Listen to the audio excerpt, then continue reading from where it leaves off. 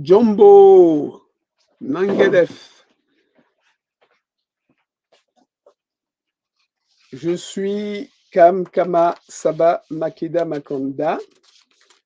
Je vais traiter essentiellement le thème suivant ce soir, comme annoncé. Cheikh Anta Diop, connaissance, transmission, conscience historique. Voilà donc le thème que je traiterai.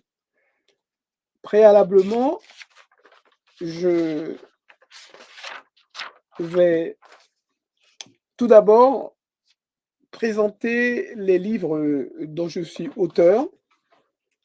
Il y a 11 livres et ma démarche vise à faire connaître ces livres pour que nos followers, la communauté dans son ensemble achètent mes livres, mais d'autres encore que j'aurai l'occasion de mentionner juste après. C'est important de lire les livres produits par les auteurs qui s'inscrivent dans le sillage de Cheikh Anta Diop. Alors, j'en suis un parmi quelques autres. Je préfère dire quelques autres que beaucoup d'autres, parce que je considère qu'on n'est pas si nombreux que ça. Une trentaine d'auteurs que je serai en mesure de citer qui écrivent dans le sillage de Cheikh Anta Diop. S'il y en a beaucoup plus, eh bien, qu'on me les présente. Alors, pour mes livres, je vais commencer par le 11e, le dernier dans mon classement. J'ai fait un classement, je dirais,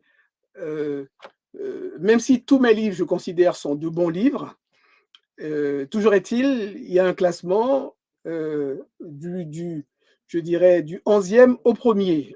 Et je fais un peu comme on le fait souvent dans les classements lorsqu'on veut les rendre attractifs. Alors, le 11e de tous ces livres, c'est celui-ci. Tous les pharaons, sans exception, étaient des Noirs. Et alors et après, c'est le livre que je dis destiné aux intellos, c'est-à-dire les grands lecteurs, ceux qui lisent beaucoup, mais mieux encore, ceux qui connaissent bien les travaux de Cheikh Anta Diop, sa réflexion, sa pensée. Et donc, ce livre est pertinent, je dirais en ce sens que je m'emploie à mettre l'accent sur une carence majeure des continuateurs de Cheikh Anta Diop, c'est le fait qu'ils négligent dans leur production d'informations, livres, conférences, événements, etc., les masses africaines, c'est-à-dire l'écrasante majorité. Et au cœur de cette masse, les enfants, et j'ai même envie de dire les bébés. Et donc, je souligne cette carence, oubli des masses africaines dans la production d'informations de ceux qui se réclament de la pensée de Cheikh Anta Diop. Je passe au 10e, mais en fait, je devrais dire ex aequo. Ces trois-là sont ex aequo. Et là, je passe au livre pour les masses africaines. Donc, je n'ai qu'un livre pour l'élite universitaire, les intellos. Tous mes autres livres, c'est pour les masses africaines. Autrement dit, sur mes 11 livres, 10 sont consacrés aux masses africaines. Et donc, on doit comprendre que je fais cela parce que ce sont les oubliés, justement, des continuateurs de Cheikh Anta Diop. Il y a très peu de livres pour les masses, je l'ai déjà dit et je le répète. Donc, moi, je fais en quelque sorte le contraire de ce que font habituellement les continuateurs de Cheikh Anta Diop. Alors, j'ai Césaire, une petite biographie de Césaire qui se laisse lire. C'est vraiment pour les débutants, donc pour le grand public adulte, les ados, le grand public adulte, et même les collégiens qui aiment lire. Ils peuvent lire ce petit ouvrage. qui contient à peine 80 pages. Dans, je dirais, du même ordre, et donc j'ai dit ex aequo, son grand ami Léon Gontran Damas. Petite biographie aussi qui se laisse lire pour nos grands débutants. Et ce troisième, toujours ex aequo avec les deux autres, Solitude, Ignace Delgrès, où je mets comme sous-titre Nous foutez Napoléon, ça veut dire la Guadeloupe de Solitude de Ignace et Delgrès ont battu l'armée de Napoléon, ce qu'on ne sait pas habituellement, et j'ai même envie de dire ce que ne disent pas en général les historiens guadeloupéens. Le seul que j'ai lu comme historien guadeloupéen qui le disait explicitement, c'est Jacques Adélaïde Merland, cet historien qui faisait autorité dans l'île, qui est décédé maintenant, car il aurait eu plus de 80 ans. Eh bien, c'est sur lui que je me suis appuyé pour mettre en évidence le fait que la Guadeloupe de Solitude Ignace Delgrès a battu l'armée de Napoléon avant que ne le fasse en plus grand Haïti, avec Jean-Jacques Dessalines à sa tête. Donc voilà, 3 ouvrages pour le grand public adulte. Je passe au 11, 10, 9, 8, donc j'arrive au 7e de mes ouvrages. 7e position. Hommage à qui? Hommage à la femme africaine, aussi bien celle née sur le continent que celle née dans l'afrodescendance. Un très bon ouvrage de vulgarisation aussi pour les masses adultes et adolescentes aussi. Et je m'emploie à présenter des grandes dames, une vingtaine d'entre elles, de l'Antiquité à nos jours. Donc, un ouvrage que je recommande. Nous arrivons au 6e ouvrage. C'est le dernier en date. Il est sorti début juillet 2024, intitulé, comme on peut le voir, Les grandes inventions africaines et afrodescendantes racontées à nos filles et fils. Alors, bien que j'ai mis que c'est dans la collection les préados, c'est-à-dire ce serait plus les collégiens, il reste que c'est un ouvrage qui va un peu plus loin et qui également permettra aux adultes et autres ados débutants de trouver matière à leur culture. Donc, un ouvrage aussi de vulgarisation pour les ados, pré-ados aussi qui aiment bien lire, et le grand public adulte, qui fait un grand tour d'horizon sur les grandes civilisations et les grandes inventions africaines de la préhistoire et l'Antiquité à nos jours. Alors, cet ouvrage plaît beaucoup. Je l'avais déjà dit dans le live précédent. Il est, je dirais, le plus demandé, le plus acheté depuis qu'il est paru. Donc, je pense que ceux qui me l'ont acheté ont eu un bon flair et donc les autres qui ne l'ont pas encore fait seraient bien inspirés de faire comme ceux qui me l'ont déjà acheté, c'est-à-dire le plébisciter. Passons au 5e. Donc, à partir du 5e, on a des ouvrages, je dirais, vraiment orientés pour les jeunes, les enfants. Et celui-ci, Cheikh Anta le Pharaon, c'est mon premier livre. Il date déjà de 11 ans, car ça fait 11 ans que j'écris. Et c'est une petite biographie de Cheikh Anta Diop pour les jeunes, les enfants de 10 à 15 ans. Et c'est le livre qui s'est le plus vendu, puisque c'est le plus ancien. Et également, comme il est pertinent selon les lecteurs qui l'ont lu et qui peut-être ont passé le mot, eh bien, il se trouve en première position de mes ventes. Donc, Cheikh Anta, le pharaon. Quatrième, on progresse vers le meilleur. Isis Anta, l'artiste. Là, c'est pour les plus petits de 3 à 8 ans. On peut toujours pousser jusqu'à 9 ans. Et un superbe livre pour que, notamment, nos petits de 3 à 9 ans puissent enfin voir une reine africaine. Nos enfants, tout le monde n'en est sans doute pas conscient, ne voient jamais de reine africaine dans les livres avec lesquels ils construisent leur imaginaire. Ce ne sont que des reines européennes, Reine des Neiges et toute la cohorte. Eh bien, voilà enfin un livre où nos tout petits peuvent voir une reine africaine. Je vais la montrer, cette page. Et les enfants, lorsque je leur montre cette reine africaine, qui est, on a reconnu, la reine de Saba, eh bien, ils font waouh! Et certains même vont jusqu'à dire, elle est plus belle que la Reine des Neiges. Hein? Donc, voilà un superbe livre pour nos petits de 3 à 8 ans à 9 ans.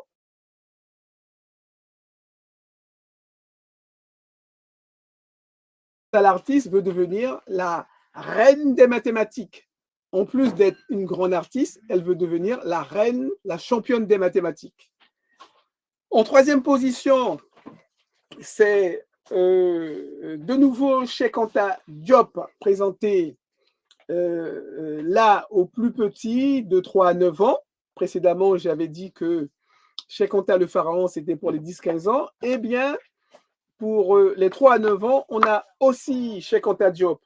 Et là, un peu plus léger dans son contenu, mais pour plaire beaucoup à nos petits de 3 à 9 ans, il y a du coloriage, il y a des dessins à faire, il y a des questions auxquelles répondre dans un quiz à la fin.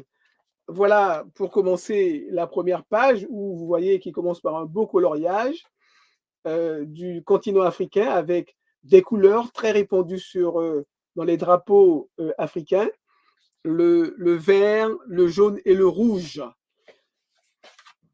En deuxième position, c'est Bébé Isis Anta. Bébé Isis Anta. Donc, on descend encore en âge. Là, c'est pour les bébés, les 0-2 ans. Et donc, voilà, je dirais, l'ouvrage dont, alors je vais dire, je suis presque le plus fier, presque, parce que il y a un premier, celui-ci est deuxième.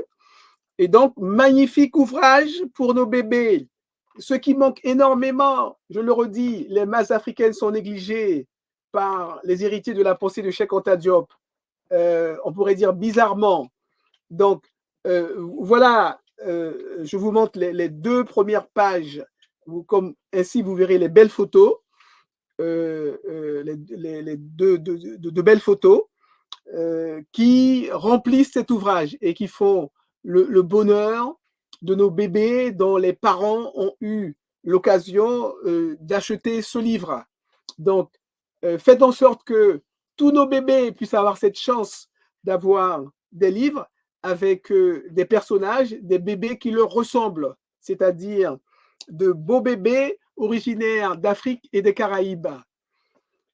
Le number one, on le devine, c'est aussi pour les bébés, mais il s'agit bien entendu de Cheikh Anta, bébé Cheikh Anta, le number one.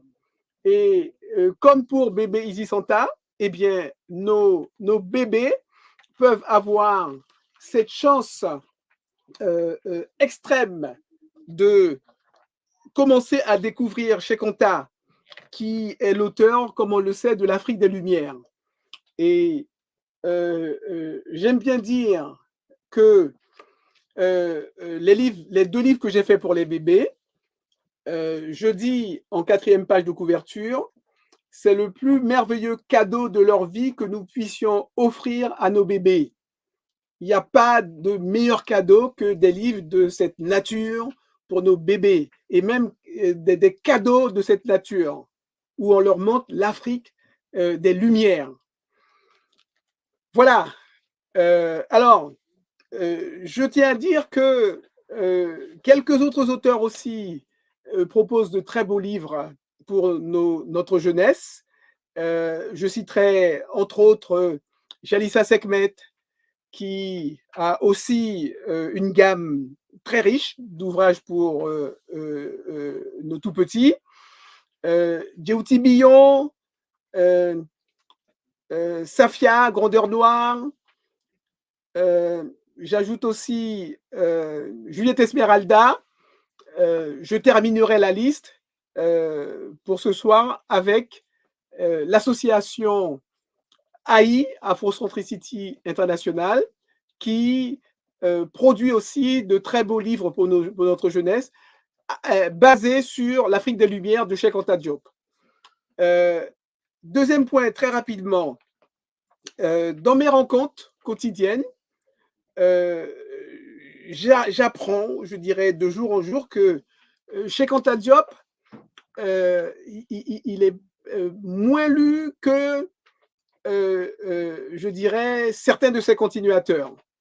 Il y a des gens qui me disent, moi, je suis kamite, j'ai lu Omotunde ou Kemi Seba, mais Cheikh Anta Diop, je ne connais pas. Alors, moi, je suis surpris qu'on se définisse kamite parce qu'on a lu Omotunde ou Kemi Seba, mais pas Cheikh Anta Diop. Pour moi, il y a un problème.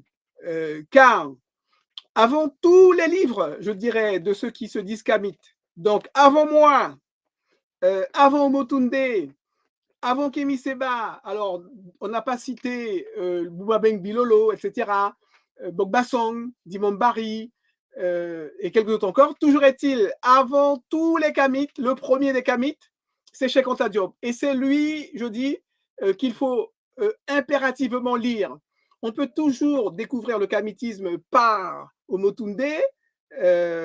Alors, je ne dirais pas par Kemi Seba, parce que Kemi Seba, je ne crois pas qu'il se dit kamite, même si il a eu l'occasion de dire qu'il a un grand respect pour les travaux de Cheikh Anta Diop. Et c'est une référence pour lui. Toujours est-il, il ne dit pas, à ma connaissance, qu'il est kamite. Donc, Cheikh Anta Diop, même si c'est par Omotunde qu'on arrive au kamitisme, eh bien, il faut le plus rapidement possible en venir au livre de Cheikh Anta Diop. C'est lui la référence première, et tous les autres, je dirais, nous sommes ses élèves. Et le maître, c'est Cheikh Anta Diop. Troisième chose, sur mon t-shirt, vous voyez, il y a écrit Apprends-moi à comprendre, et puis il y a des dessins, ce sont des enfants, on va dire, qui jouent et qui en même temps demandent Apprends-moi à comprendre. Alors, c'est une association qui s'appelle justement Apprends-moi à comprendre, qui est dirigée par Marie-Dominique Higo-Papal, qui a produit ce t-shirt. Et j'ai tenu à mettre ce t-shirt ce soir pour dire que notre jeunesse nous demande, à nous les adultes en général, et aux kamites en particulier, de leur apprendre à comprendre. Ils nous supplient. Alors, ils nous supplient parce qu'il n'y a pas de production d'informations pour eux, ou très très peu. J'ai cité quelques auteurs, Billon, Jalissa, etc. Mais c'est une poignée, une petite poignée. Donc, notre jeunesse nous supplie. Apprenez-nous à comprendre. Est-ce que nous entendons, nous les kamites? J'espère.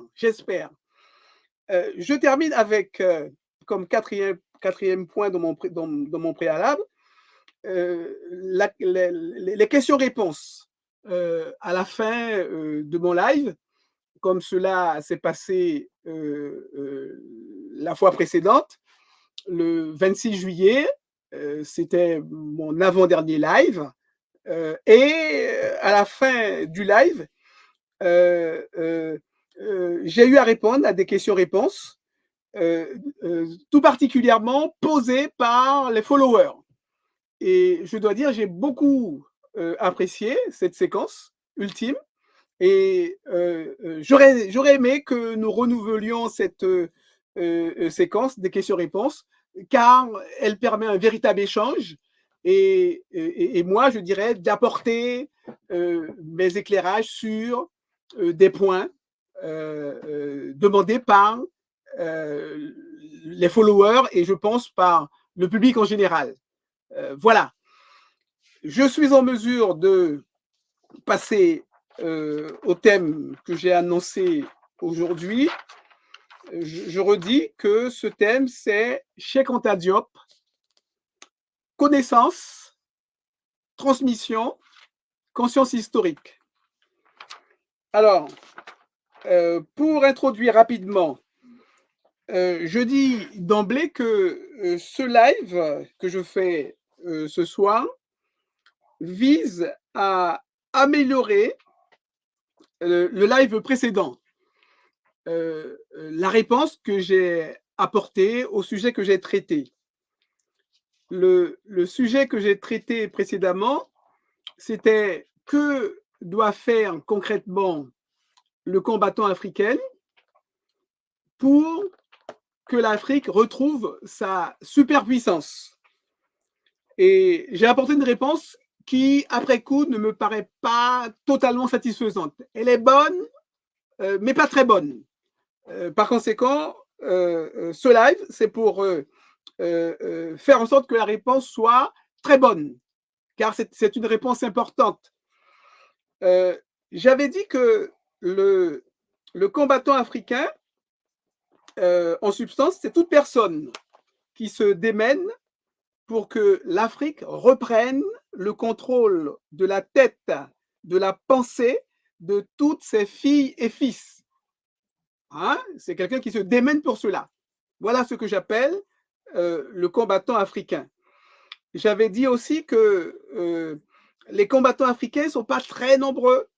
Je l'ai laissé entendre déjà dans mon préalable, mais là, je le redis en précisant, moi, j'estime les combattants africains à bien moins de 5% des Africains en général. Hein, donc voilà ce que je veux dire lorsque je dis ils ne sont pas très nombreux, même pas à 5% des Africains. Et les autres, plus de 95%, eh bien, j'aime bien dire, pour les définir, je dis ce sont ceux qui combattent pour l'Orient et l'Occident, hein, pas pour l'Afrique, à leur insu ou consciemment, délibérément. Donc voilà, ça c'est les non-combattants africains. Et j'ai précisé aussi que le combattant africain, c'était un panafricaniste. Et me concernant, je suis un panafricaniste mouvance diopiste. Je vais préférer qu'à mythe, qu'à mythiste, car pour moi, ça paraît plus clair de dire mouvance diopiste, panafricaniste, mouvance diopiste. Alors, j'avais dit des combattants africains, ceux qui se déclarent comme tels, qu'il y avait deux groupes. Un groupe très majoritaire que j'appelais les combattants de l'entre-soi. C'est en gros 99% des combattants africains. Eh bien, en définitive, j'ai dit que, en réalité, ce ne sont pas ces combattants de l'entre-soi très majoritaires, ce ne sont pas véritablement des combattants parce que, comment dire, ils s'emploient essentiellement à échanger entre eux, dans un petit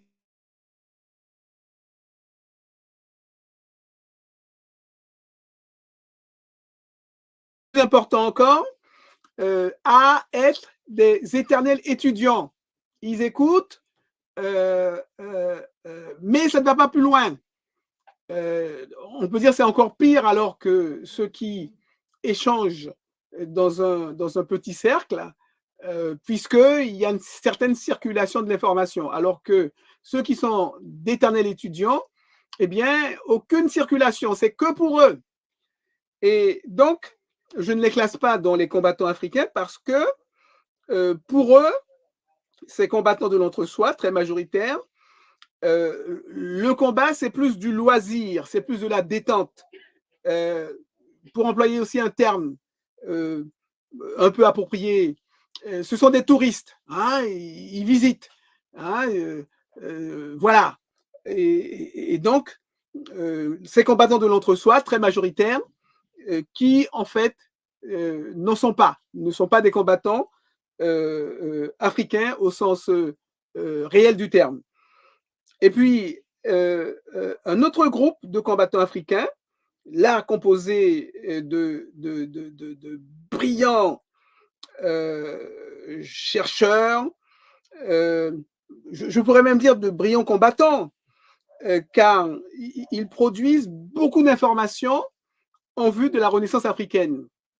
Mais je leur fais le gros reproche de ne s'en tenir, de ne s'adresser qu'à l'élite universitaire. Et le reste du peuple, c'est-à-dire les masses, l'écrasante majorité, est pratiquement ignorée de ce groupe de brillants combattants, de grands chercheurs. Et c'est pour cela que je disais que les livres que j'ai montrés eh bien, visent à remédier à cette carence et avec quelques autres auteurs. Et on devrait être des milliers à produire des livres pour les masses africaines. Donc, comme ce groupe de brillants chercheurs ignore les masses africaines, eh bien, je me permets de leur dire mon mécontentement. Venons-en au live d'aujourd'hui. Donc, je disais, le précédent, je le qualifie en fin de compte tout au plus d'assez bien et pas du tout très bien. Alors, je dis ça, je vais être précis, parce que dans mon live précédent, il y a ce que j'appellerais le mot-clé ou un mot-clé que je n'ai pas utilisé, que je n'ai pas souligné explicitement pour qu'on saisisse mieux ce qui fait un combattant africain, je dirais, efficace. Ce mot, c'est transmission. Donc, le mot transmission fondamental, décisif, eh bien, je ne l'ai pas suffisamment souligné, donc je veux revenir sur lui pour qu'on saisisse mieux comment on peut parvenir à l'efficacité, j'ai envie de dire infinie, en tant que combattant africain, de façon à se hisser au niveau de l'adversité, au niveau des combattants occidentaux et orientaux, car jusque-là, nous sommes, je vais dire, défaits face à l'adversité. Pour moi, parce que, justement, on n'a pas bien saisi l'importance de la transmission. Je commence à remédier à cette carence de mon live où je n'avais pas souligné ce terme, en mettant dans mon titre, dans mon thème, le titre de mon thème, eh bien, ce mot au centre. Voilà pourquoi j'ai intitulé mon live de ce soir Cheikh Anta Diop, connaissance, transmission, conscience historique. Donc, on peut bien voir que dans le titre, le mot transmission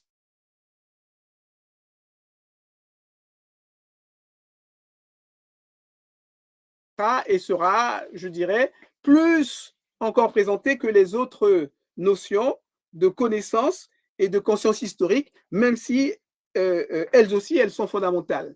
Mais celle que on ignore en tant que combattant africain, c'est la transmission. Alors, pour cela, je ferai deux parties, je dis inégales, parce que la première sera assez bien développée, notamment pour la partie transmission, alors que la deuxième le sera moins. Alors, première partie, il s'agira d'insister sur ce que j'ai appelé la géostratégie diopienne. Et deuxième partie, c'est, je formule ainsi, géostratégie versus savant ou érudit. Autrement dit, géostratège, autant pour moi, géostratège opposé à savant ou érudit. Je fais une opposition. Ou, plus précisément, je montre qu'il y a une différence. Ce n'est pas la même chose. Et une différence de taille, car pour moi, l'excellence pour le combattant africain, c'est lorsqu'il est un géostratège et j'ai envie de dire pas seulement un savant. S'il n'est que savant, on n'est même pas à la moitié du chemin. Alors, pour qu'on me suive bien, le fil directeur de mon propos, de mon live, consistera à une opposition en toile de fond entre puissance et vérité. Puissance et vérité. Vérité, c'est un mot qu'on connaît bien, puisque on le met au cœur d'une notion centrale de la culture africaine, de la pensée africaine, au cœur de maths. On a vérité, très souvent en première position. Par contre, puissance, beaucoup moins, voire pratiquement jamais. Donc moi, je dis, mon propos consistera au fond à cette différence ou opposition entre puissance et vérité. Plus clairement, comment faire du combattant africain beaucoup plus qu'un sachant, c'est-à-dire faire de lui un super puissant, hyper puissant, un puissant infini, sans limite, omnipuissant. Alors, en disant cela, on a l'impression que je parle du créateur. Eh bien, on ne s'y trompe pas, car ce combattant africain que je veux qu'il soit plus qu'un sachant, beaucoup plus qu'un sachant, eh bien, un certain Cheikh Anta Diop l'a défini comme un créateur, un bâtisseur de nations. C'est son propos. Je ne trahis pas sa pensée. Je vais vous lire ce propos qu'il tient en me référant à mon livre Tous les pharaons, sans exception, étaient des Noirs, et alors et après. Eh bien, à la page 195, donc je le dis pour ceux qui ont déjà le livre, mais aussi pour ceux qui ont l'intention de l'acquérir, ils pourront vérifier. À la page 195 de mon livre Tous les pharaons, sans exception, étaient des Noirs, et alors et après, eh bien, voilà ce qu'on trouve chez Anta Diop, qui nous dit, dans le cadre de la conférence de Niamey en 1984, c'est, si je ne m'abuse, mai 84, eh bien, voilà ce qu'il dit presque en fin de sa conférence. Je disais encore hier, et je le répéterai demain, 2 points. Ce que nous voulons dans votre éducation, c'est de réveiller justement le bâtisseur de nations qui dort en chacun de vous. C'est de réveiller le créateur qui dort en chacun de vous. Donc, je n'ai pas inventé lorsque je dis je veux contribuer à ce que le combattant africain soit un créateur. Je l'ai pris de Cheikh Anta Diop lui-même. Et je souligne que dans ce propos de Diop, il est dit clairement que il veut faire de tous les Africains un créateur, des créateurs. Il a bien dit tous les Africains, pas seulement une partie et encore moins une minorité. Créateur et bâtisseur de nations. Il a employé ces 2 termes pour tous les Africains. Et autrement dit, il dit chacun, chacune. Alors, il ne dit pas chacune, c'est moi qui rajoute chacune. En tout cas, il veut faire de chaque fille et de chaque fils d'Afrique un créateur, une créatrice. Donc, voilà ce qu'on doit comprendre à travers mon propos, hein, c'est que je dirais, je milite pour que le combattant africain soit un créateur.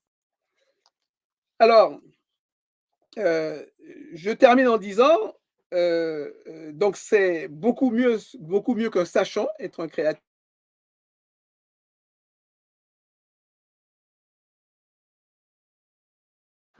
De créateur pour le combattant africain, c'est elle qui va nous permettre d'accéder à la conscience historique au centre, qui se trouve au centre de la pensée de Cheikh Anta Diop. Et donc, nous pourrons, comme la Chine, comme le Japon, avoir cette puissance grâce à laquelle on peut soulever même des montagnes. J'aurai l'occasion de redire cette expression, conscience historique grâce à laquelle on soulève des montagnes. Et c'est ce que font justement, par exemple, Japon, Chine, qui aujourd'hui font trembler l'Occident et tout particulièrement les États-Unis d'Amérique. Alors, je m'empresse de développer ma pensée en commençant, comme je l'ai annoncé, par la géostratégie diopienne. Alors, dans cette géostratégie, je reprends justement les 3 termes de mon thème, connaissance, transmission et conscience historique, tour à tour. Pour la géostratégie, retenons cette définition, géostratégie diopienne, je précise, ensemble des mesures ou initiatives que préconise Cheikh Anta Diop pour redonner à l'Afrique, dans de brefs délais, je précise bien avant la fin du présent siècle, sa souveraineté, sa puissance infinie, sa superpuissance, son hyperpuissance, poétiquement, on dira, pour assurer la renaissance africaine. Voilà ce qu'il faut entendre par géostratégie diopienne. C'est ainsi que moi je l'entends. Alors, aux pages 65, 163 et 164 de mon livre que j'ai déjà montré, tous les pharaons sans exception étaient des Noirs et alors et après, je livre le schéma de la géostratégie diopienne, que j'appelle aussi par ailleurs le modèle diopien. Et à la page 65, je vous lis brièvement ce schéma que je qualifie de géostratégie diopienne ou modèle diopien. Alors, ce schéma, successivement, nous présente l'histoire comme première phase, suivie de la communication, ensuite de la conscience, puis de la créativité et enfin de la résolution. Alors, histoire, on doit entendre, première phase, donc connaissance, communication, transmission, ce sont des équivalents. Conscience, eh bien, on précise conscience historique, c'est cela qu'il faut entendre. La créativité, elle se traduit par des inventions foisonnantes, une multitude d'inventions. Autrement dit, l'Afrique devient championne du monde des dépôts de brevets et d'inventions, loin devant le Japon, les États-Unis et la Chine, qui sont aujourd'hui les plus grands créatifs sur Terre. Eh bien, lorsque on aura mis en œuvre véritablement cette géostratégie diopienne, l'Afrique deviendra championne du monde des dépôts de brevets. De manière contractée, cette stratégie diopienne a pour schéma, eh bien, l'intitulé de mon thème, c'est-à-dire connaissance, transmission et conscience historique. Et j'ai eu l'occasion de dire plus haut que conscience historique, c'est le point sur lequel je vais davantage insister. Alors, pour la connaissance, c'est, je veux souligner tout d'abord l'hyper-importance de la connaissance est notamment traduit par la recommandation que Cheikh Anta Diop a fait à Théophile Obenga. En premier, c'est à lui qu'il a eu l'occasion de le dire. C'est une recommandation qui est bien connue des diopistes, des kamites, et c'est celle de « armez-vous de science jusqu'aux dents ». C'est cette phrase en particulier qui montre l'hyper-importance de la connaissance ou encore de l'information. Cheikh Anta Diop, je précise, a fait cette recommandation avant tout pour ceux qui se destinent à la recherche scientifique. Ce n'est pas pour tout le peuple, c'est pour ceux qui se destinent à la recherche scientifique. Alors, on peut l'élargir, la généraliser à l'ensemble du peuple, et là, on pourrait parler de la nécessité de se cultiver pour tout le monde. Se cultiver au maximum en lisant, en s'informant régulièrement. Alors, cette recommandation de Cheikh Anta Diop, je l'ai traduite aussi, alors encore dans mon livre « Tous les pharaons, sans exception, étaient des Noirs, et alors et après ». Dès la première page de couverture, je mets que la culture redevienne notre seconde nature. Voilà une façon d'insister sur l'importance de la connaissance, que la culture devienne notre seconde nature. Je fais, je dirais, un peu plus long dans ce deuxième de mes livres, intitulé « Les grandes inventions africaines et afrodescendantes racontées à nos filles et fils ».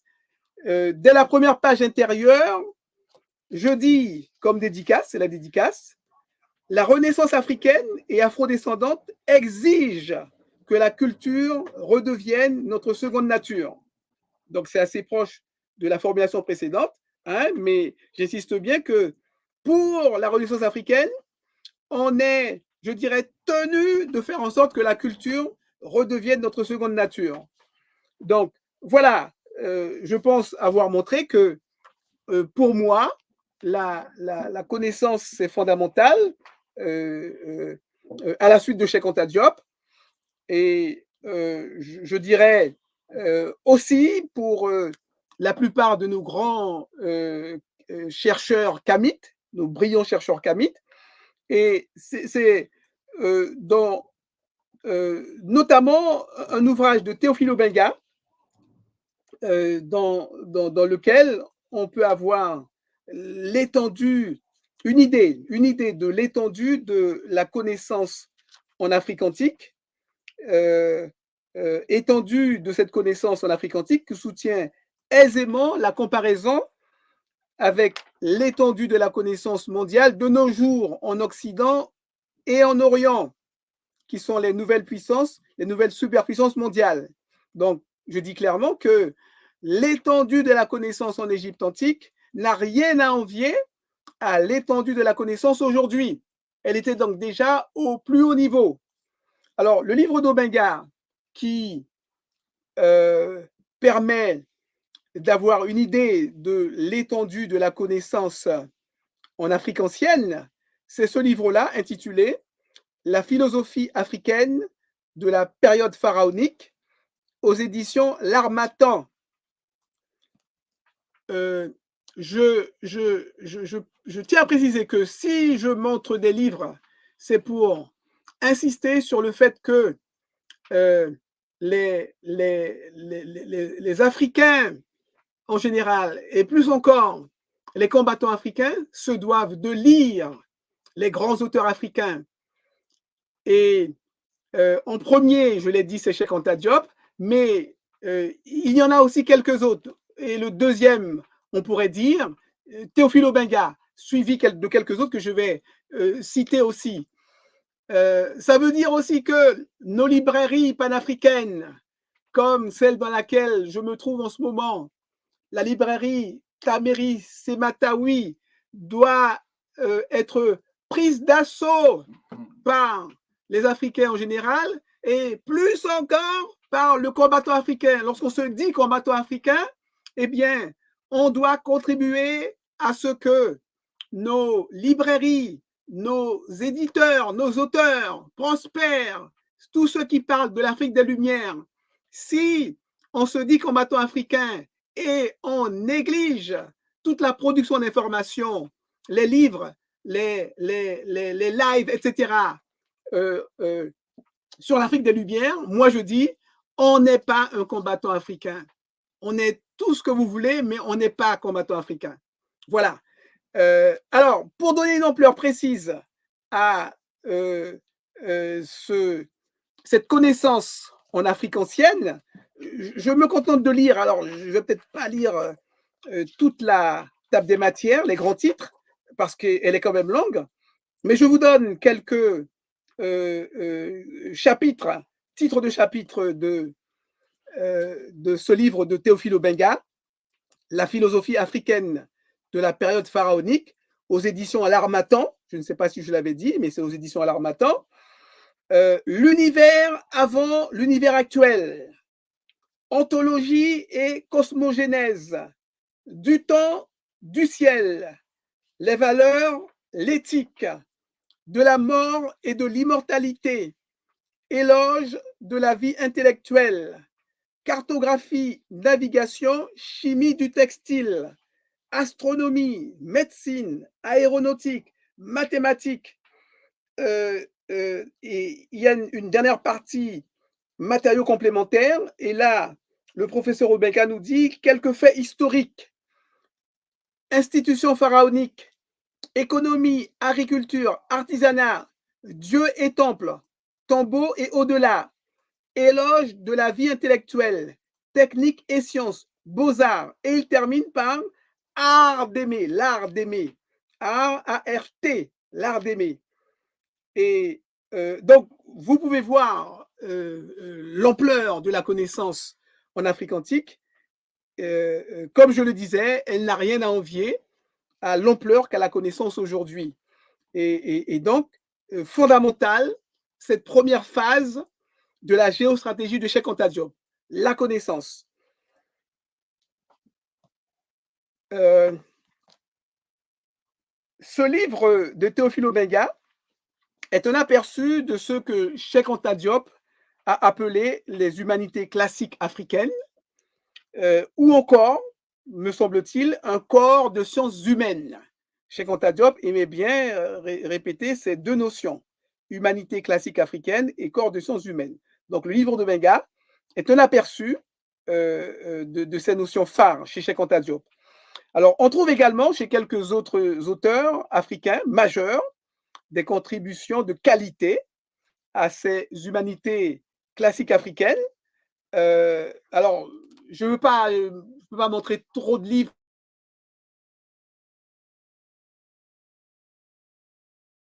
Bokbassong, Dibombarim Bok, Yoporika Somé, et je termine pour ce soir avec Grégoire Biyogo. Voilà des auteurs majeurs qui ont produit beaucoup d'ouvrages et qui permettent justement, je dirais, de commencer à constituer ces humanités classiques africaines très chères au professeur Cheikh Anta Diop. Je termine ce point la connaissance en soulignant que la base, la source ici de la connaissance et des humanités classiques africaines est chez Cheikh Anta Diop l'histoire, autrement dit la connaissance historique.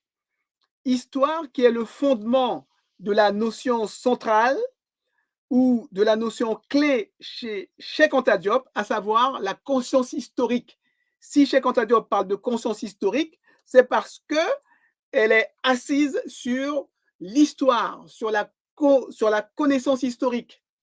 Donc, bien avoir en tête l'importance de l'histoire dans ce qu'on appelle la connaissance. L'histoire, elle est au fondement de la connaissance. Et c'est pour cela que euh, dans ce qu'on appelle les études, ou du moins, il arrive qu'on dise à nos étudiants, tiens, faites telles études pour apporter, on va dire, au chantier de la Renaissance africaine. Eh bien, très souvent, on va dire, eh bien, faites par exemple les mathématiques, faites la physique, faites l'informatique, faites le marketing, etc. Mais moi, je veux insister sur le fait que tout cursus que l'on choisit doit avoir à sa base l'histoire africaine. Elle est fondamentale pour que nous acquérons la conscience historique, pour que l'Afrique acquiert la conscience historique.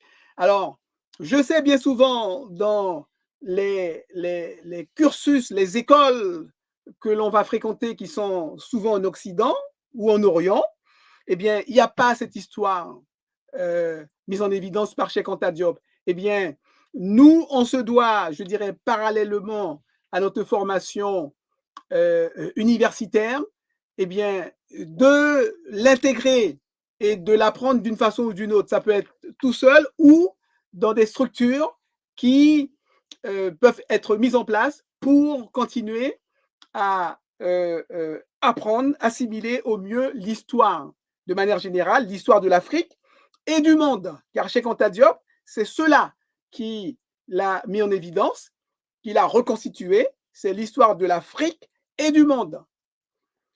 Et dans cette histoire, il a remis l'Afrique au centre.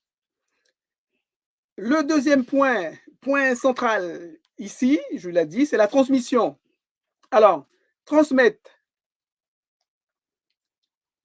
je lis une petite définition pour commencer, c'est donner, fournir quelque chose à une personne. Pour nous, pour moi, ce quelque chose sera de l'information. On donne de l'information, on fournit de l'information. Ce pourquoi on peut dire que transmettre, c'est informer, diffuser, communiquer. Mais dans la géostratégie diopienne, cette transmission doit être la plus massive qui soit. Ça, c'est fondamental à retenir. Déjà, on retient qu'il faut transmettre. Hein? Connaître tout seul ne suffit pas.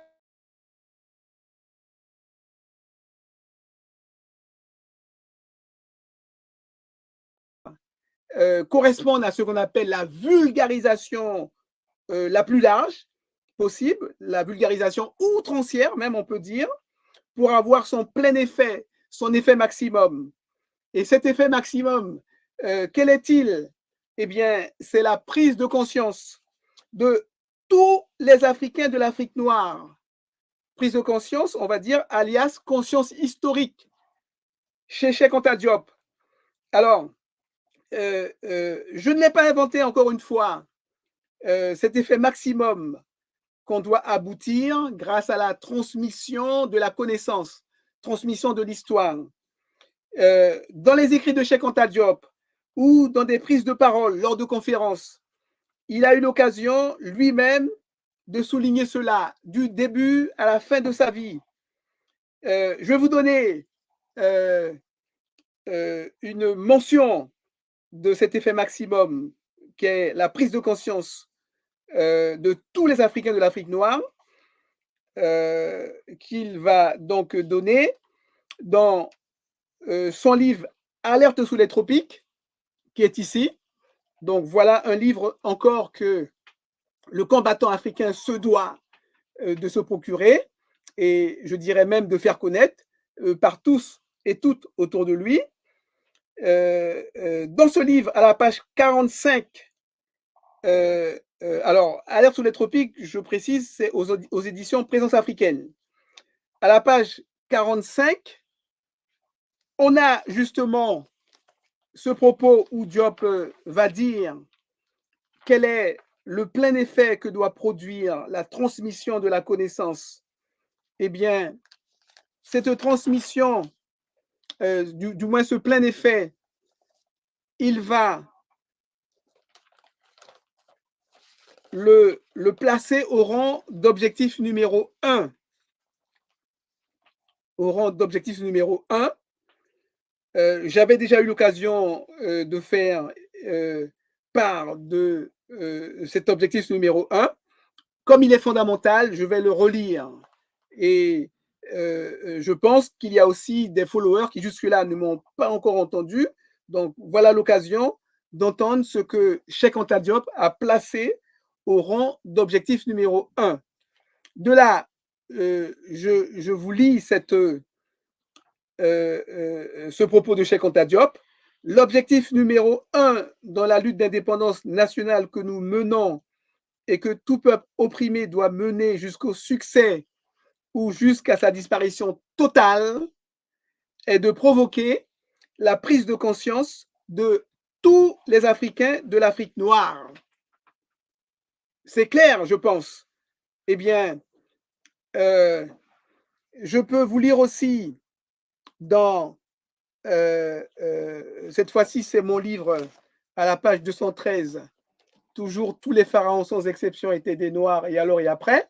Eh bien, on peut voir que pas seulement au début de sa vie militante, c'était 1952 pour l'extrait que je viens de lire dans Alerte sur les tropiques. Eh bien, là, c'est 1984 à la conférence de Niamey. Donc, c'était oral. Donc, moi, je me suis permis de mettre par écrit les déclarations orales de Cheikh Anta Diop. Donc, à la page 213 de mon livre, on peut lire ceci. Cheikh Anta Diop, il dit, pour moi, Cheikh Anta Diop, je nomme son nom, même si lui, ce qu'on a dû dire, pour moi, l'enjeu, c'était la prise de conscience de l'ensemble des générations africaines à venir. Donc, voilà, je dis, le plein effet pour Cheikh Anta Diop de la transmission de la connaissance.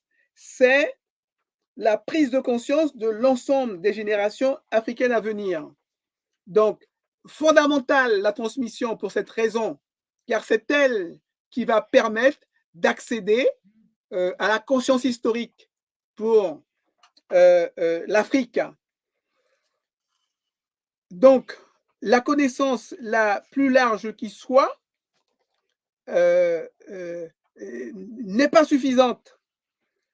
Elle ne permet pas, si on se contente de la connaissance sans transmission, eh bien, elle ne permet pas d'accéder à la conscience historique.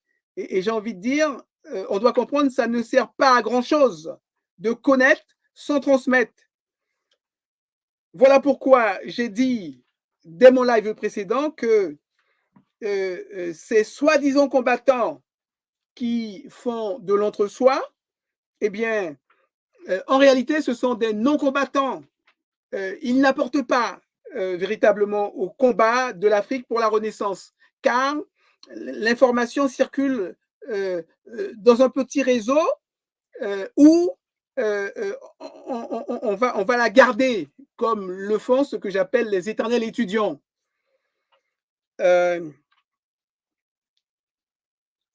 Pour l'autre groupe de combattants que j'ai qualifié de brillants chercheurs, il y a transmission, donc je dirais c'est bien déjà, mais le problème, je l'avais déjà dit et je le redis, c'est que cette transmission se limite à la seule élite universitaire. Et donc, c'est très insuffisant. Nous demeurons loin de la transmission à toutes les Africaines et à tous les Africains de l'Afrique noire, fixés comme objectif numéro 1 par Cheikh Anta Diop. Donc, on peut dire à nos brillants chercheurs que il faut encore faire mieux, je dirais nettement mieux. On est encore loin du compte. Alors, je termine pour, je dirais, cette sévérité que je montre à l'égard de nos combattants, et je dirais tout particulièrement au dernier groupe de grands chercheurs, que, je l'ai déjà dit, je le redis, seule toute une génération naissante et montante, nourrie abondamment à l'Afrique des Lumières, est à même d'accéder à la conscience historique et plus loin, de faire entrer l'Afrique dans la Renaissance. Il n'y a que une génération naissante et montante qui le peut. Je ne vais pas revenir sur toute l'explication, hein, mais en substance, il faut comprendre que c'est elle qui a la véritable capacité d'assimiler cette histoire et d'accéder à la conscience historique parce que leur esprit est neuf. Nous, lorsqu'on la découvre, à 20 ans, à 30 ans, à 40 ans, l'esprit est déjà encombré par toute l'éducation ancienne contraire. Et il est difficile de laver notre cerveau de tout ce qu'on nous a mis dans la tête, je vais dire comme détritus, depuis notre naissance. C'est impossible pratiquement. Voilà. Alors, je pourrais, pour terminer ce point, transmission, qui était donc le point phare pour moi aujourd'hui, je vais donner deux petites illustrations tirées de ma propre expérience, montrant comment justement des intellectuels africains, on pourrait même les qualifier de combattants africains, toute la difficulté qu'ils ont à comprendre l'importance de la transmission. Alors, là aussi, dans mon livre, à la page 144, donc tous les pharaons, sans exception, étaient des Noirs, et alors et après, à la page 144, je fais état d'une rencontre avec un cadre supérieur antillais et sa fille de même statut professionnel, c'est-à-dire elle aussi cadre supérieur. Alors, j'interpelle ce monsieur en lui disant que j'ai des livres, d'excellents livres sur l'Afrique des Lumières pour les enfants. Et ce monsieur me répond, mais cher monsieur, je pourrais vous apprendre qui est Cheikh Anta Diop, donc je ne suis pas la bonne personne à qui vous vous adressez. Alors moi, je lui dis, ben, là, c'est des livres pour les enfants, donc c'est pas pour vous personnellement, mais c'est pour des enfants. Il me dit, certes, mais moi, j'ai ma fille qui est à côté de moi, qui paraît jeune, mais qui a déjà ses 30 ans, et qui, comme moi, elle est cadre supérieur dans une grande administration aux Antilles. Et je lui dis, vous lui avez parlé de Cheikh Anta Diop? Il me dit, mais bien sûr. Et sa fille qui rétorque, mais non papa, je ne connais pas Cheikh Anta Diop. Alors là, le père tout confus, ne sait plus quoi dire. Et comment dire, donc moi, pour essayer de, je dirais, détendre l'atmosphère, je lui dis, vous avez sans doute des petits-enfants, voilà donc d'excellents livres très rares qui sont très bienvenus pour eux. Et de là, il me dit, je vous prends tous vos livres, y compris ceux pour les adultes. Tout simplement parce qu'il avait compris qu'il avait négligé, ignoré la transmission alors qu'elle est fondamentale. Et c'est sa fille qui, là, a trouvé, je dirais, le moyen de lui dire que jamais, jusqu'à ses 30 ans, son père ne lui avait parlé de Cheikh Anta Diop. Hein? Donc, cet exemple montre à quel point l'intellectuel africain ne perçoit pas l'importance de la transmission. Il est pleinement conscient qu'il faut connaître, hein, il faut avoir la connaissance, mais il ne comprend pas qu'il faut transmettre. Hein? Et puis, plus rapidement, un autre monsieur que je croise et qui me répond un peu comme le précédent, après que je l'ai interpellé, il me dit, s'il y a l'un de nous deux qui doit apprendre Cheikh Anta Diop à l'autre, ce n'est pas vous, c'est moi. Hein, donc il me dit, hein, qui doit apprendre entre nous deux Cheikh Anta Diop à l'autre, c'est moi, je dois vous apprendre. Il me dit, je dis, monsieur, je suis tout à fait d'accord avec vous, mais connaître ne suffit pas. Transmettre le plus largement.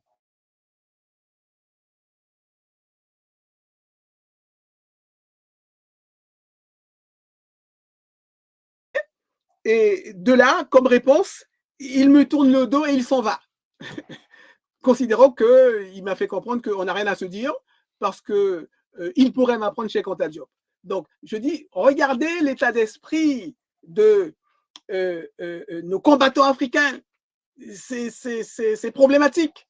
La transmission, ils ne comprennent pas que c'est, je dis, au moins aussi important que la connaissance. Si on ne transmet pas, eh bien, on ne va nulle part. Et j'ai envie de dire, c'est ce que l'on vit. L'Afrique, elle est toujours dans ce que j'appelle le désastre multimillénaire parce qu'on ne transmet pas. Et donc, on est encore dans une succession longue de générations que j'appelle bounty, c'est-à-dire on est noir à l'extérieur, mais blanc au fond. Donc, il faut que ça cesse. Je termine ce point transmission en disant que la transmission que j'ai aussi assimilée à la communication me permet de dire que transmission comme communication nous renvoie plus largement à la science du marketing. Hein? Communication, c'est, on peut dire, un des départements de la science du marketing, à laquelle donc j'invite les combattants africains à se former le plus rigoureusement possible pour revenir, pour tenir du moins la trajet haute aux combattants orientaux et occidentaux. Jusque-là, on se fait battre à plate couture parce que nous négligeons la communication et plus largement, nous ne sommes pas formés dans le marketing. Je passe à la conscience historique, je vais faire court. Tout d'abord, je dis que, je répète du moins, je l'ai déjà dit, mais là, la répétition s'impose. La conscience historique est le concept fondamental, le concept clé de la pensée de Cheikh Anta Diop. Ça, il faut bien l'entendre, il faut bien le comprendre. Cette conscience historique résulte, ou est le résultat de la conjugaison, je me répète, de la connaissance historique et de sa transmission. Ce n'est pas connaissance toute seule, c'est connaissance et transmission. Donc, la connaissance toute seule ne suffit pas du tout pour aboutir à la conscience historique. Pour terminer, je vais donner quelques définitions de la conscience historique pour qu'on se dise bien ce que c'est et qu'on comprenne en quoi c'est fondamental, c'est central, c'est la notion clé, je redis, de la pensée de Cheikh Anta Diop. Alors, je commence par la mienne que j'avais déjà donnée et que connaissent ceux qui m'ont déjà entendu, mais que ne connaissent pas ceux qui ne m'ont pas encore entendu, mais qui m'écoutent. Totale conviction de l'écrasante majorité des filles et des fils d'Afrique que la destinée de l'Afrique est de briller éternellement sur Terre, d'être une superpuissance. Voilà pour moi ce qu'est la conscience historique, cette totale conviction. Aboubakry Moussalam, tout récemment, en décembre 2023, lors de la conférence inaugurale de célébration du centenaire du professeur Cheikh Anta Diop à Dakar, dit en substance, pour qu'on comprenne ce qu'est la conscience historique, doté de sa conscience historique, un peuple peut soulever des montagnes. Je répète, selon Aboubakry Moussalam, doté de sa conscience historique, un peuple peut soulever des montagnes. Donc ça vous montre, je dirais, la force, la puissance de ce que Cheikh Anta Diop a appelé la conscience historique. Enfin, on termine par une des définitions du maître des maîtres, c'est-à-dire Cheikh Anta Diop, que l'on peut trouver dans son livre à la page 272, Civilisation et barbarie, aux éditions Présence africaine. Cheikh Anta Diop nous dit les agressions culturelles de toutes sortes. Alors, je reprends, j'ai oublié le premier mot de ce propos de Cheikh Anta Diop. Devant les agressions culturelles de toutes sortes, devant tous les facteurs désagrégeants du monde extérieur, l'arme la plus efficace dont puisse se doter un peuple est ce sentiment de continuité historique, alias conscience historique. Voilà, je pense que avec ces trois définitions, et tout particulièrement, je dirais, celle de Cheikh Anta Diop, on comprend en quoi la conscience historique, c'est vraiment le concept clé de sa pensée. Il y a une quatrième définition que j'aurais pu donner, mais je dirais, elle est tellement explosive que pour ce soir, comme le temps manque, j'ai préféré la différer. Mais j'aurai l'occasion aussi de la communiquer. Je termine avec ma deuxième partie dans mon développement que j'avais intitulé Géostratégie opposée à sachant. Je vais être court parce que, comment dire, je considère avoir dit l'essentiel en mettant l'accent sur la transmission, mais il est bon d'évoquer quand même cette, on pourrait dire, différence entre géostratégie et savoir.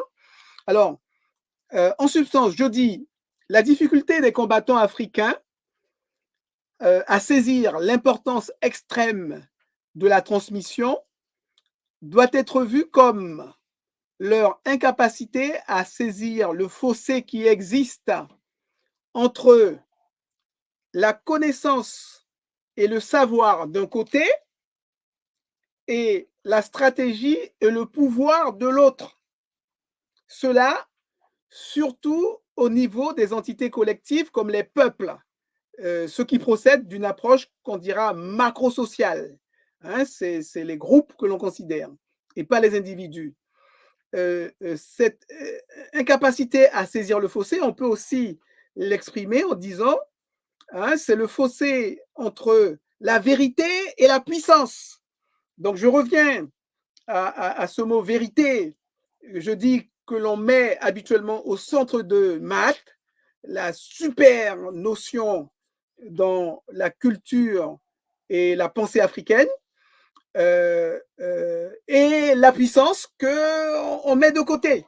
Hein? Et donc, je pense que la transmission, on saisit d'autant moins son importance que on perçoit pas le fossé qu'il y a entre vérité et puissance. Lorsque nous insistons sur vérité, pas sur puissance, eh bien, il y a un grave manquement qu'on doit rectifier très rapidement. Pour faire simple et pour terminer avec mon propos ici, je dis que pour que le savoir se transforme en pouvoir ou que la connaissance se transforme en puissance, il faut que le savoir ou la connaissance circule, qu'il ou elle soit transmise dans tout le corps social. Tout simplement, que ce savoir, que cette connaissance qui est fondamentale, qu'elle circule. Voilà comment l'Afrique peut accéder à la puissance, à la superpuissance. Ça ne peut être autrement.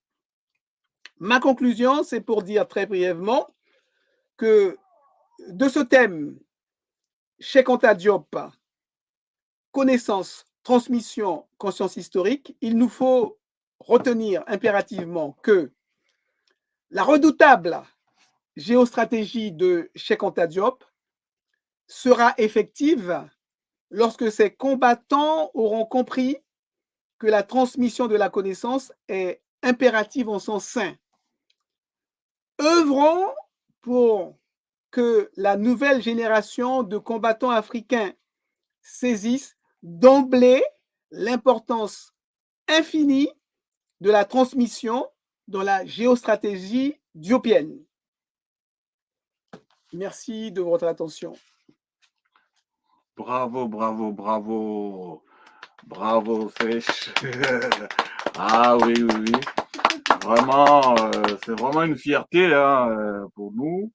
vraiment cette présentation magnifique et lumineuse.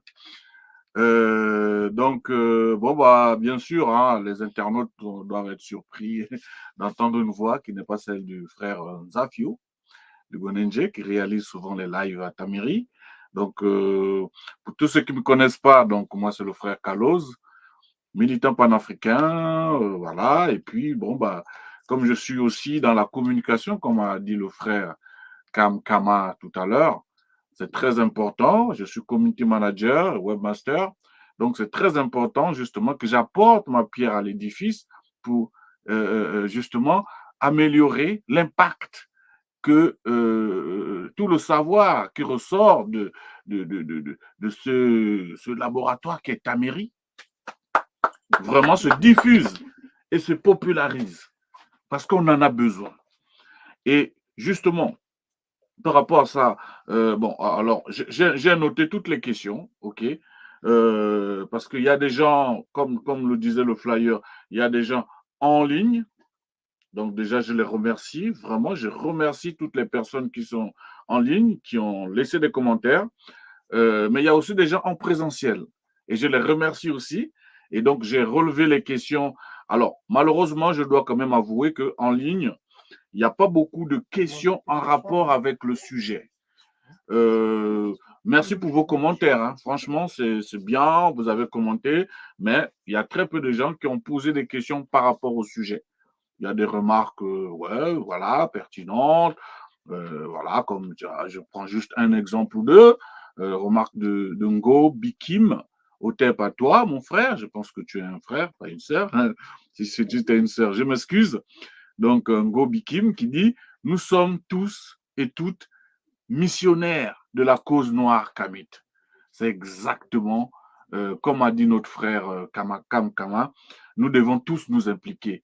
Justement, nous devons tous.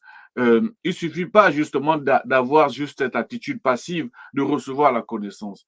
Il faut qu'on dépasse ce stade où on assiste à des conférences comme des éternels élèves, comme il a dit, et qu'on prenne justement, qu'on se mette en action, que ça soit, ça dépend des domaines, ceux qui sont écrivains écrivent, ceux qui sont les chanteurs chantent, ceux qui sont, etc., etc.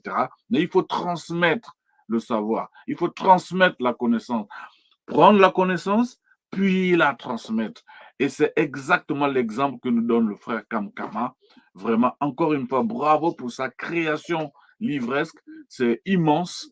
Franchement, je pense que l'ancêtre méritant, cher Anta Diop, dans sa tombe, doit être fier de toi. Vraiment, parce que c'est exactement ce qu'il voulait qu'on fasse. Et tu es en train de donner l'exemple. Et donc, vraiment, les internautes, moi, je vous demande en tant que professionnel de la communication, comme a dit le frère Kamkama, nous devons nous investir. C'est-à-dire que regarder des lives, c'est bien, c'est déjà très bien. Commenter, c'est très bien aussi, mais ce serait bien aussi de poser des questions par rapport au live. Par rapport au sujet du live. S'il y avait des questions en rapport avec le live, ce serait un plaisir pour moi aujourd'hui de les mettre en avant pour que le frère Kamkama puisse répondre à vos questions. Bon, malheureusement, il n'y en a pas vraiment, enfin, il n'y en a pas du tout. Il n'y a que des questions des gens qui sont en présentiel que je vais poser tout à l'heure. Donc, vraiment, encore une fois, merci pour toutes les personnes qui se sont, voilà, qui se sont mis en ligne. Et je demande juste une chose, il faut partager ce live, partager dans tous les groupes, de tous les réseaux sociaux, parce que, en fait, vous êtes les acteurs nécessaires pour la communication de Tamiri, en vérité. C'est ça, moi, en tant que community manager, je vous demande juste d'être des relais. Donc, partagez partout, likez, partagez, demandez à vos proches de s'abonner à la chaîne. Il faut que nous devenions viral, en fait. C'est vous la solution, en fait, de la viralité de Tamiri. Il faut que Tamiri s'impose parce que nos ennemis ont les moyens, justement, d'augmenter leur viralité. Nous n'avons pas les moyens, mais nous avons le nombre. Le nombre, c'est vous. La force, c'est vous. C'est vous qui devez vraiment porter la viralité, en fait, de toutes les connaissances, tous les lives, ne serait-ce que les lives. Alors, pour les livres, etc., c'est un autre sujet, il faut venir en acheter. Il faut en parler autour de vous. Il faut que les gens, il y a les livres en ligne. Franchement, je pense que c'est à vous. La balle est dans votre camp. La balle est dans notre camp. C'est à nous de rendre tout ça viral, en fait. Bref, donc, juste pour ne pas monopoliser la parole, je vais poser les questions, justement, que j'ai pu relever de la part de ceux qui sont en présentiel. Bon, les gens en distanciel n'ont pas vraiment posé des questions en rapport avec le sujet. Je vous conseillerais de le faire prochainement. Donc, voilà.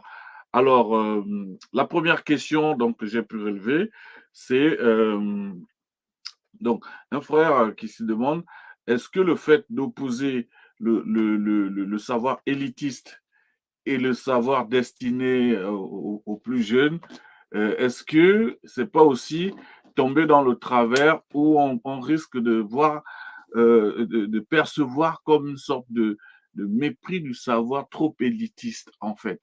Est-ce que justement, il n'y a pas ce risque-là aussi? Qu'est-ce que vous avez à répondre à cette question? Mmh.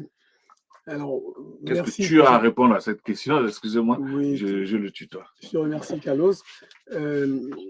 Comment dire, tout d'abord, je dis, je n'oppose pas savoir élitiste et savoir pour les masses. Je dis très simplement que le savoir pour les élites,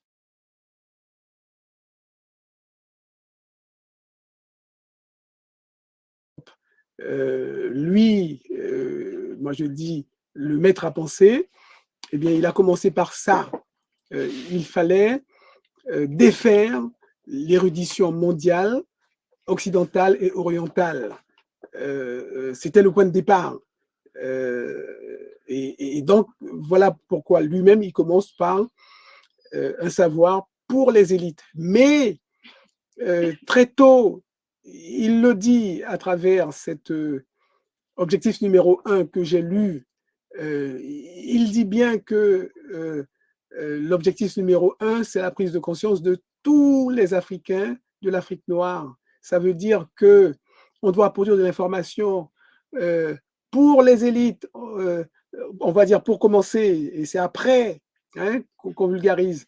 Hein, eh bien, on doit produire de l'information pour les élites, mais très rapidement, il faut produire pour les masses aussi et surtout. Et on ne le fait pas.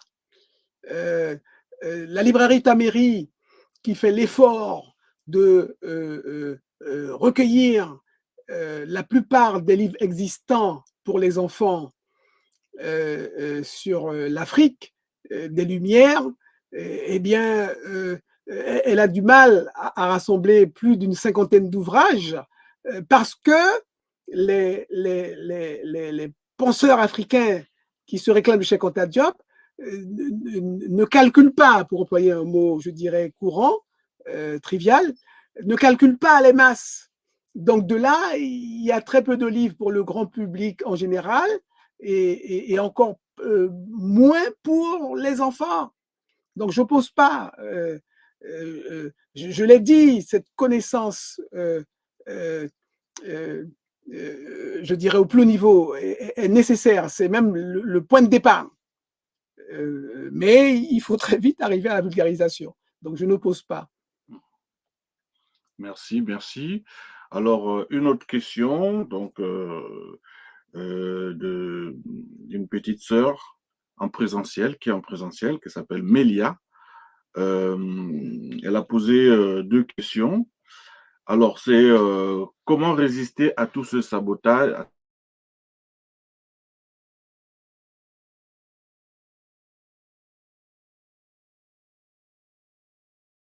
Elle est là si elle veut préciser la question. Et ensuite, elle a demandé comment faire face au mal qui veut nous décrédibiliser, saboter nos connaissances. Voilà, je ne sais pas Oui, si c'est clair. si, tout à fait. On peut dire que c'est un des défis qu'on doit relever. Et on pourrait même dire peut-être le plus important.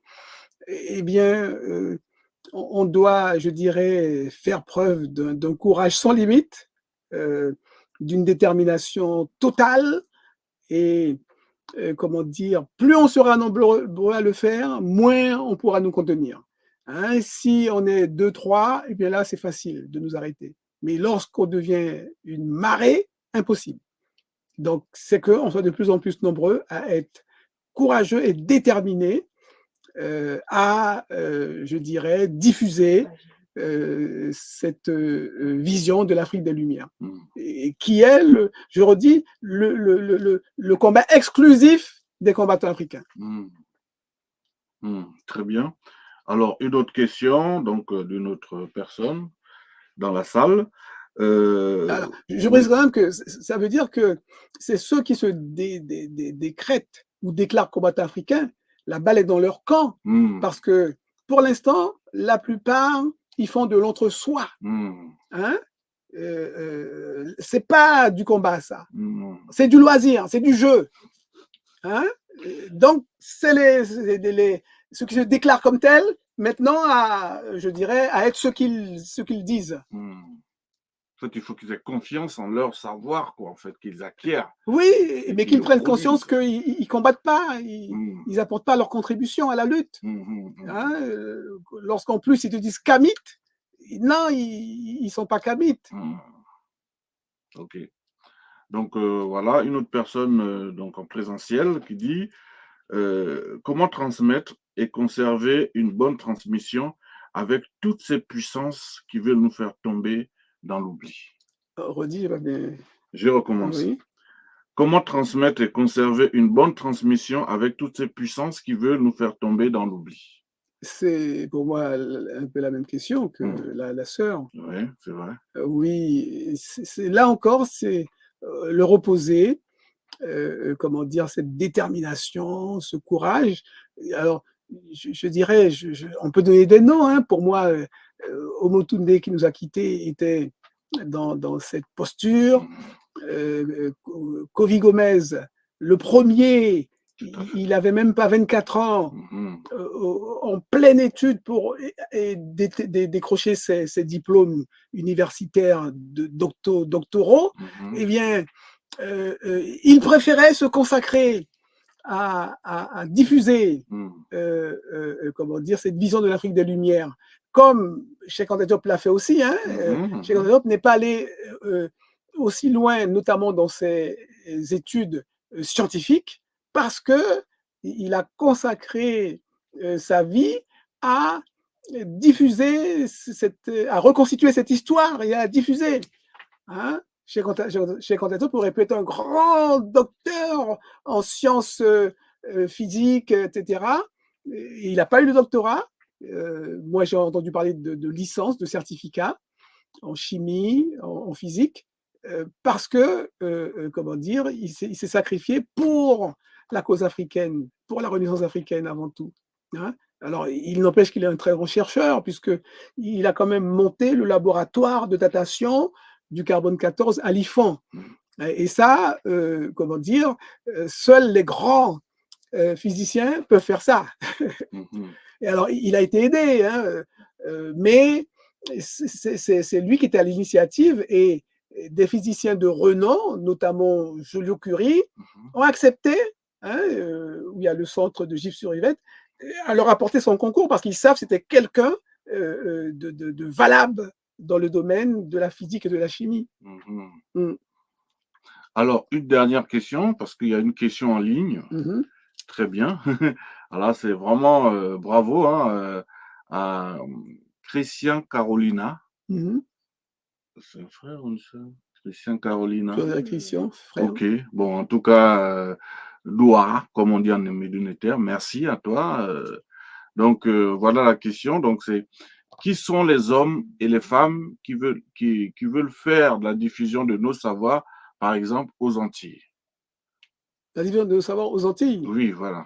Quelles sont en gros les références de la diffusion de notre savoir aux Antilles? Alors, moi, de manière générale, je pense que, surtout aujourd'hui, lorsqu'on diffuse, on diffuse pour le monde entier. Donc, on a des penseurs ici en France, nous sommes en France, ou en Europe, en Afrique. Lorsqu'ils diffusent, c'est pour le monde entier, donc y compris pour les Antillais. Mais on peut citer des penseurs antillais. Alors, alors Omotunde que j'ai cité, il n'est plus là, mais voilà quelqu'un qui a fait une grosse diffusion aux Antilles et dans le monde, pas seulement aux Antilles, en Guadeloupe, Martinique, Guyane. On a aussi en Guadeloupe aussi Jolo. Jolo, c'est alors que son nom me revient, Jolo, c'est son surnom que lui donnait sa grand-mère, nous dit-il. Voilà, comment tu dis? Divial. Jean-Luc, hein, non, c'est pas Jean-Luc, je sais pas. Ouais, Jean-Luc Divial, voilà, qui a écrit voilà, un important livre sur les langues. Alors, il dit pas justement créole, il dit Wusikam pour dire les langues afro hein, dans les Caraïbes. Et il montre justement le lien étroit qu'il y a entre ces langues afro dans les Caraïbes, le Wusikam, et, tenez-vous bien, l'Égyptien ancien Moyen Empire. C'est bien ça, Narmer? Oui, hein, entre l'Égyptien ancien Moyen Empire. Donc, il n'a pas fait avec les langues africaines actuelles, il a été jusqu'à l'Égyptien ancien Moyen Empire. Donc, Jean-Luc Divial, dit Jolo, voilà un deuxième auteur. Je donne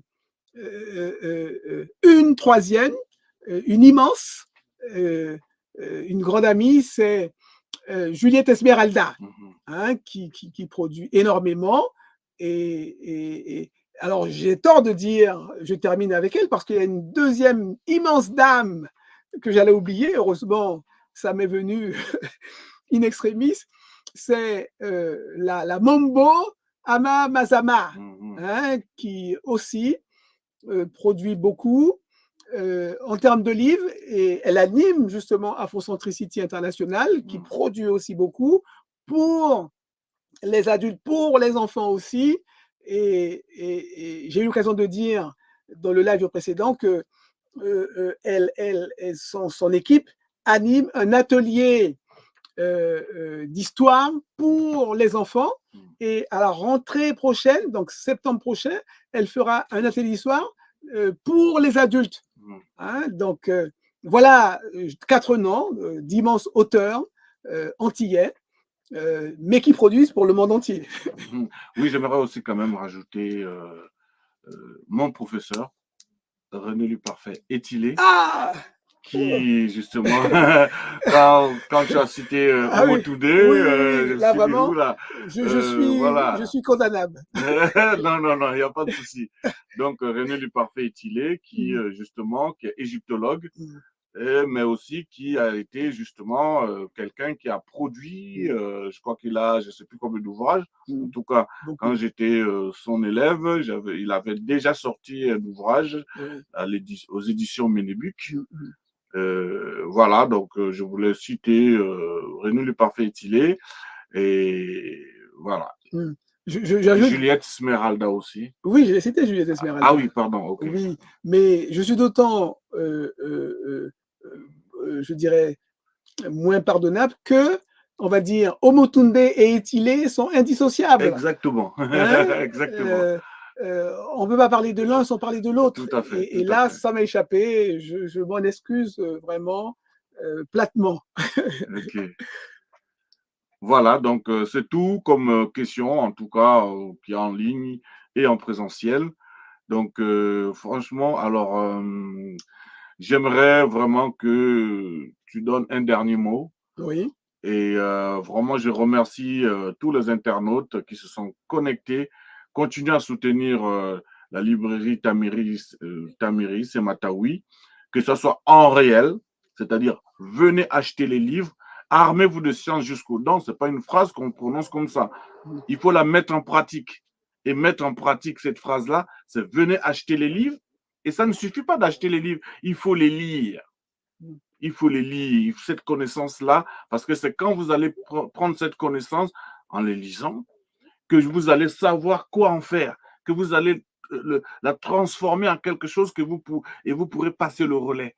Donc, transmettre cette connaissance aux générations futures. Donc, voilà, donc j'invite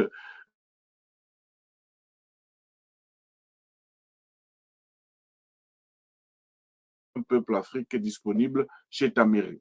Bon, voilà, c'est un commentaire, ce n'est pas la question par rapport à la thématique, mais c'est un commentaire voilà, intéressant. Voilà, donc je te passe le dernier mot, justement, pour clore ce super live. Donc, la parole est à toi, mon frère. Oui, ben, c'est pour, je dirais, prolonger hein, ce que tu étais en train de dire.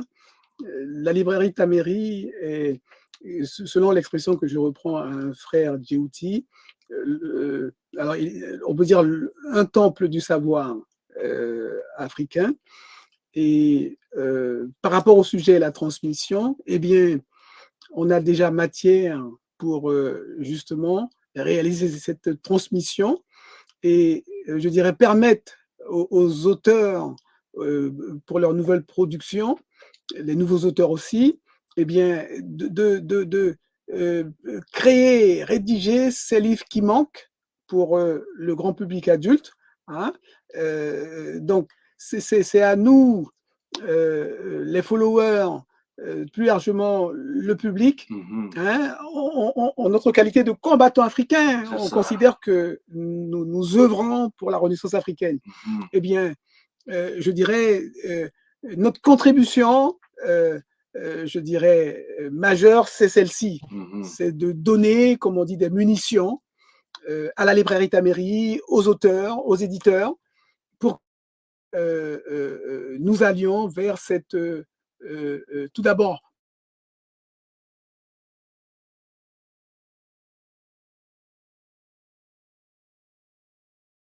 la Renaissance africaine. Tout à fait. En tout cas, Shebemotep, comme on dit en médonitaire, Shememotep, ça veut dire aller dans la paix. Donc, une façon que nos ancêtres avaient de dire au revoir, en fait. Donc, Otep tout le monde.